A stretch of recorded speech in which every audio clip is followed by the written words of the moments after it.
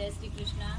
श्रीमद् भागवत गीता का पहला अध्याय सुना रहे हैं। अगर कोई भूल हो, कोई त्रुटि हो तो माफ़ करना। पहला अध्याय। श्री ओम नमे भगवते वासुदेवाय वासुदेवाय विश्वेश्वराय आदि पुरुष अपरंपार अलेख पुरुषाय नमः। दोहा जगत बंधु ज्योति स्वरूप जिय जानन हार हरि यश मांगन आयो दास प्रभु के द्वार। श्री भगवान जी ने अर्जुन को गीता का ज्ञान दिया सो मुझे मिले। हे भव भय भंजन श्री कृष्ण किशोर दास मांगता हूँ कि प्रभु गीता का ज्ञान उच्चारण करने से तुम्हारे भक्त पूर्ण ब्रह्मा को पाते हैं। प्रभु मैं आपकी शरण में पड़ा हूँ। किशोर दास और कृष्ण दास अति दीन गरीब है और आप परम प्रवीण आरत दुख भंजन हो। हे श्री कृष्ण भगवान तेरे संतों और भक्तों के हेतु मैं ये ज्ञान भाषा में कहता हूँ। श्री गीता के ज्ञान की कथा प्रारंभ। जब कौरव पांडव महाभारत के युद्ध को चले तब राजा धृतराष्ट्र ने कहा कि मैं युद्ध को देखने चलूंगा। तब श्री व्यास जी ने कहा, हे राजन नेत्र के बिना क्या देखोगे। राजा धृतराष्ट्र ने कहा, देखूंगा नहीं तो श्रवण करूंगा। तब व्यास जी ने कहा, हे राजन तेरा सारथी संजय जो कुछ महाभारत के युद्ध की लीला कुरुक्षेत्र में होगी सो यहाँ बैठे ही श्रवण करवाएगा। व्यास जी के मुख से ये वचन सुन संजय ने विनती करी, हे प्रभु यहाँ हस्तिनापुर में बैठे कुरुक्षेत्र की लीला कैसे जानूंगा तथा राजा को किस भांति कहूंगा। तब व्यास जी ने संजय को यह वचन कहा, हे संजय मेरी कृपा से तुझे ये ही सब दिखाई देगा। व्यास जी के इतना कहते ही संजय की दिव्य दृष्टि हो गई और बुद्धि भी दिव्य हो गई। अब आगे महाभारत का कौतुक कहते हैं सो सुनो। 7 अक्षयिणी सेना पांडवों की और 11 अक्षयिणी सेना कौरवों की। ये दोनों सेनाएं कुरुक्षेत्र में जब एकत्रित हुई तब धृतराष्ट्र ने पूछा, ये संजय धर्म के क्षेत्र कुरुक्षेत्र में युद्ध की इच्छा एकत्रित हुए मेरे और पांडु के पुत्रों ने क्या किया। संजय ने कहा, पांडवों की सेना को व्यूहित देखकर दुर्योधन आचार्य द्रोण के समीप जाकर कहने लगा, हे आचार्य देखिए आपके शिष्य बुद्धिमान द्रुपद पुत्र ने पांडवों की बड़ी सेना की कैसे व्यूह रचना की है। इस सेना में अर्जुन भीम जैसे बड़े बड़े धनुधारी वीर विराट महारथी द्रुपद दृष्ट केतु चकितान बलवान काशी राज प्रुजित कुंती भोज नरों में श्रेष्ठ शैव्य पराक्रमी युद्धामन्यु बलवान उत्तमौजा अभिमन्यु और द्रौपदी के पुत्र सब के सब महारथी है। हे ब्राह्मण श्रेष्ठ आपके शरणार्थ अब मैं अपनी सेना के प्रधान सेनापतियों का नाम बताता हूँ।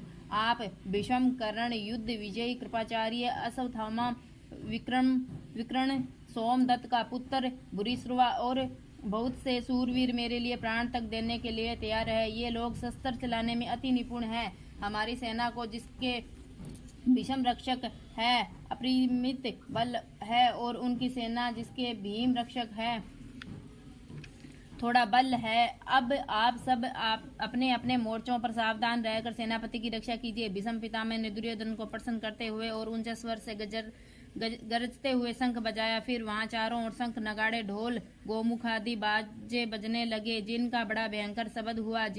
जिसने अनंतर श्री कृष्ण और पांडव अर्जुन ने दिव्य शंखों को बजाया। श्री कृष्ण ने पांचजन्य और अर्जुन ने भी देवदत्त नामक शंख को और भीषण कर्म करने वाले भीम ने पौंड्रक नामक बड़े शंख को बजाया। कुंती पुत्र राजा युधिष्ठिर ने अनंत विजय नकुल ने सुघोष और सहदेव ने मणि पुष्पक और धनुधर काशीराज शिखंडी धृष्टद्युम्न विराट अपराजित सात्यकी राजा द्रुपद और द्रौपदी के पांचों पुत्र और महाबाहु अभिमन्यु इन सब वीरों ने अपने अपने शंखों को बजाए। उन शंखों के भारी शब्द से आकाश और पृथ्वी गूंज उठे। धृतराष्ट्र के पुत्रों के हृदय कांप उठे। हे राजन अर्जुन ने कौरवों को युद्ध के लिए प्रस्तुत देखकर धनुष उठाकर श्री कृष्ण से कहा कि हे अच्युत मेरा रथ दोनों सेनाओं के बीच में खड़ा कीजिए जिससे मैं युद्ध करने वालों को देख लूं कि इस रणभूमि में मुझे किन किन के साथ युद्ध करना चाहिए। दुर्बुद्धि दुर्योधन से प्रीति करने वाले जो युद्ध के लिए यहाँ एकत्रित हुए उनको देखूंगा। संजय ने कहा, हे राजन अर्जुन की बात सुनकर श्री कृष्ण ने भीष्म द्रोण आदि वीरों के सामने उत्तम रथ को खड़ा करके कहा कि हे वीर युद्ध के लिए उदत इन कौरवों को देख लो। अर्जुन ने चाचा बाबा गुरु मामा भाई पुत्र पौत्र मित्र सब सुर और स्वजनों को शास्त्र से सुशोभित खड़े देखा और उसने इन दोनों सेनाओं में अपने ही सब बंधुओं को देखकर परम दयाद्र हुए। यह वचन कहे कि ये श्री कृष्ण युद्ध की इच्छा से आए हुए इन अपने बंधुओं को देखकर मेरे अंग ढीले हो जाते हैं और मुख सूखा जा रहा है। मेरा शरीर बेकल होता है, गांडीव हाथ से गिरा जाता है। हे केशव मुझ में यहाँ खड़े रहने का सामर्थ्य नहीं है और सब लक्षण में उल्टे देख रहा हूँ। संग्राम में अपने स्वजनों का वध करके कोई लाभ नहीं होगा। हे कृष्ण, मैं जीत, राज्य और सुख भी नहीं चाहता। हे प्रभु, हमको राज्य भोग तथा जीवन से क्या काम है, क्योंकि जिनके लिए राज्य भोग और सुख की इच्छा की जाती है वे सब इस युद्ध में प्राण और धन की इच्छा से छोड़ मरने को तैयार है। और आचार्य, पिता, पुत्र, पितामह, माता, ससुर, पुत्र, साले और संबंधी ये सब मुझे मारे तो भी मैं मधुसूदन में इन्हें मारने की इच्छा नहीं करूंगा।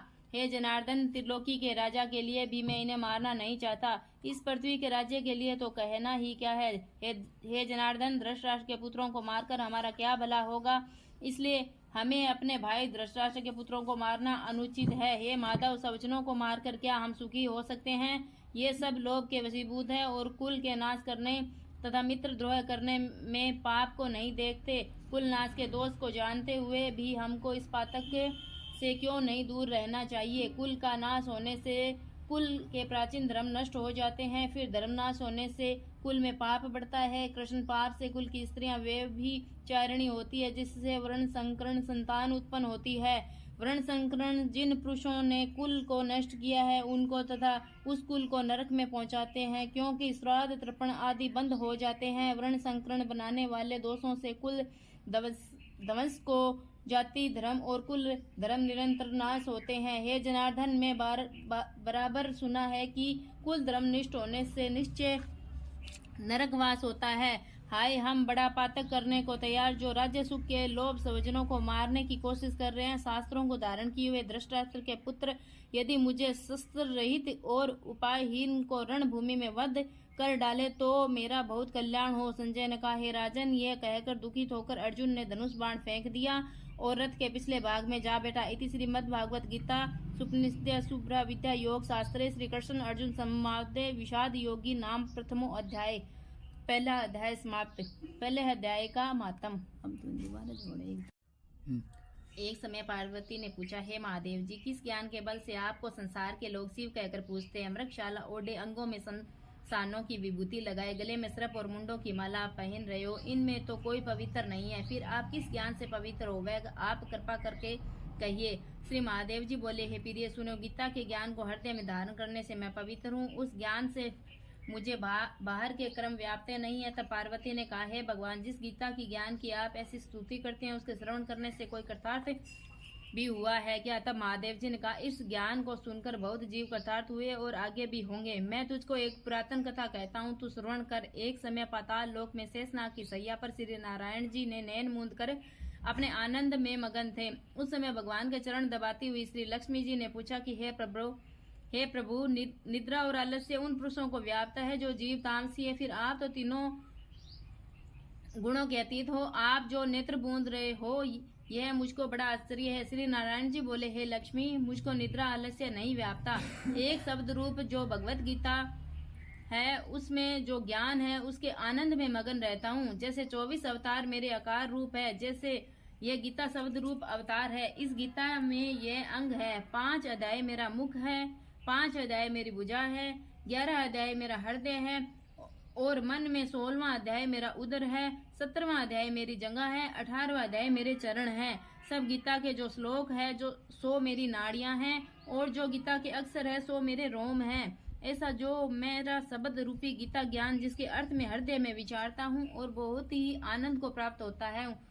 श्री नारायण जी ने ये कहा कि हे लक्ष्मी, गीता ज्ञान को सुनकर बहुत ही जीव कृतार्थ हुए। सोतुन शूद्र वर्ण एक प्राणी था जो चंडालों के क्रम करता था और तेल लवण का व्यापार करता था। उसने बकरी पाली थी। एक दिन वह बकरी चराने को वन को गया, वृक्षों के पत्ते तोड़ने लगा। वहां सर्प ने उसे डस लिया, जिसके तत्काल से उसके प्राण निकल गए। मरकर उसने बहुत नरक भोगे। फिर बेल का जन्म पाया। उस बेल को भिक्षुक ने मोल ले लिया। वह भिक्षुक उस पर चढ़कर सारा दिन मांगता फिरता। जो कुछ भिक्षा मांग कर लावे, कुटुंब के साथ मिलकर खावे। वह बेल सारी रात द्वार पर बंधा रहे, उसे खाने पीने की भी खबर न लेवे। कुछ थोड़ा सा भूसा उसके आगे डाल देवे। जब दिन चढ़े फिर बेल चढ़कर मांगता फिरे। कई दिन गुजरते तो वह बेल भूख का मारा गिर पड़ा, पर उसके प्राण नहीं छूटे। नगर के लोग देखे करे कि कोई तीर्थ का फल देवे, कोई व्रत का फल देवे, पर उस बेल के प्राण नहीं छूटे। एक दिन गणिका आई, उसने मनुष्यों से पूछा, यह भीड़ कैसी है? तो उन्होंने कहा, इसके प्राण जाते नहीं, अनेक पुण्यों का फल दे रहे हैं।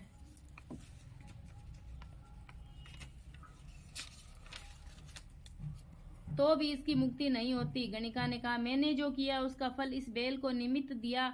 इतना कहते ही बेल की मुक्ति हो गई। तब बेल ने एक ब्राह्मण के घर में जन्म लिया। पिता ने इसका नाम सुशर्मा रखा। जब बड़ा हुआ तो पिता ने इसको पढ़ाया, तब उसको पिछले जन्म की सुध रही। इसने एक दिन मन में विचार किया कि जिस गणिका ने मुझे बेल की योनि से छुड़ाया था उसका दर्शन करूं। विप्र चलता चलता गणिका के घर गया और कहा, तू मुझे पहचानती है क्या? गणिका ने कहा, मैं नहीं पहचानती, तू कौन है? मेरी तेरी क्या पहचान है? तू विप्र है और मैं वैश्य। तब विप्र ने कहा कि मैं वही बेल हूँ जिसको तुमने अपना पुण्य दिया था, तब मैं बेल की योनि से छूटा। अब मैं विप्र के घर जन्म लिया है, तू अपना वह पुण्य बता। गणिका ने कहा कि मैंने अपने जानने कोई पुण्य नहीं किया, पर मेरे घर में एक तोता है, वह कुछ पढ़ता है, मैं उसके वाक्य सुनती हूँ। उस पुण्य का फल मैंने तेरे निमित्त दिया था। तब विप्र ने तोते से पूछा कि तू सवेरे क्या पढ़ता है? तोते ने कहा कि मैं पिछले जन्म में विप्र का पुत्र था। पिता ने मुझे गीता के पहले अध्याय का पाठ सिखाया था। एक दिन मैंने गुरुजी से कहा कि मुझको तुमने क्या पढ़ाया है? तब गुरुजी ने मुझे शाप दिया कि तू सुआ हो जा। तब मैं सुआ हुआ। एक दिन फंदक मुझे पकड़कर ले गया। एक विप्र ने मुझे मोह ले लिया। वहां विप्र भी अपने पुत्र को गीता का पाठ सिखाता था। तब मैंने भी वह पाठ सीख लिया। एक दिन विप्र के घर चोर घुस पड़े। उनको धन प्राप्त नहीं हुआ तो पिंजड़ा उठाकर ले गए। उन चोरों की ये गणिका मित्र थी। मुझे इसके पास ले आए, सो मैं नित्य गीता जी के पहले अध्याय का पाठ करता हूँ। वही ये गणिका सुनती है, पर इस गणिका की समझ में नहीं आता। जो मैं पढ़ता हूँ वही पुण्य तेरे निमित्त दिया था। सो हे लक्ष्मी, गणिका ने भी भले काम ग्रहण किए। नित्य प्रति स्नान करे और गीता के पहले अध्याय का पाठ करे, इससे उसकी मुक्ति हुई। श्री नारायण ने कहा, लक्ष्मी जी, जो कोई अनजान कर भी गीता का पाठ करे या श्रवण करे उसकी मुक्ति होती है। जय श्री कृष्ण भगवान की। जय श्री कृष्णा। श्रीमद् भागवत गीता का पहला अध्याय सुना रहे हैं। अगर कोई भूल हो, कोई त्रुटि हो तो माफ करना। पहला अध्याय। श्री ओम नमः भगवते वासुदेवाय। वासुदेवाय विश्वेश्वराय आदि पुरुष अपरंपार अलेख पुरुषाय नमः।